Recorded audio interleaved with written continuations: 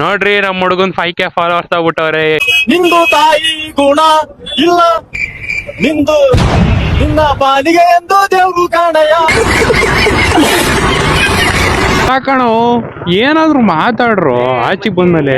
ಏನೋ ಕೇಳ್ಬೇಕು ಅನ್ಕೊಂಡಿದ್ದೆ. ಕೇಳು, ಹೆಂಗೈತಪ್ಪ ನಿಮ್ ಲೈಫು? ನನ್ ಲೈಫ್ ಹೆಂಗೈತೆ ಅಂದ್ರೆ ಅದಾಗಿ ಇದಾಗಿ ಹಂಗಾಗಿ ಹಿಂಗಾಗಿ ಒಟ್ನಲ್ಲಿ ಹೋಗ್ತಾ ಇದೆ ಅಷ್ಟೇ. ಹಂಗಾಗಿ ಹಿಂಗಾಗಿ ಹೋಗ್ತಾ ಇದೆ. ನಾವು ಹೆಂಗ್ ಹೋಗ್ಬೇಕು ಗೊತ್ತಾ ಮಚ್ಚಿ? ಒಂದ್ 4-5 ಜನ ಗಾಡಿ ತಗೊಂಡ್ಬಿಡ್ಬೇಕು, ನಾನು ಮಧ್ಯದಲ್ಲಿ. ಆ ಕಡೆ ಈ ಕಡೆ ಬ್ಯಾಡ್ ಬಾಯ್ಸ್ ಆನ್ ದ ಸ್ಟ್ರೀಟ್ ಅಂತ ಬರ್ಬೇಕು.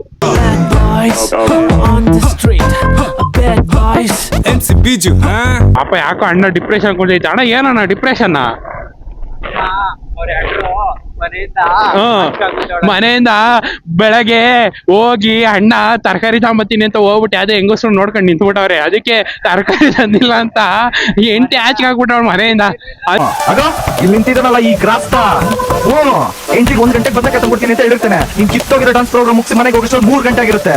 ಗಂಡ ಇಂತಿ ಜಗಳ ಸ್ಟಾರ್ಟ್ ಆದ್ರೆ ಬೆಳಗಾನ ಹರಿಕತೆ ಭಜನೆ ಪಾಪಿ ಒಂದ್ ಮನೆನೇ ಹಾಳು ಮಾಡ್ಬಿಟ್ಟಿದೆ. ಮನೆ ಹಾಳಿ ಇದೊಂದೇ ಇಷ್ಟ ನೋಡು, ಹೆಂಗ್ ಯೂಟ ನೋಡಿಬೋದು.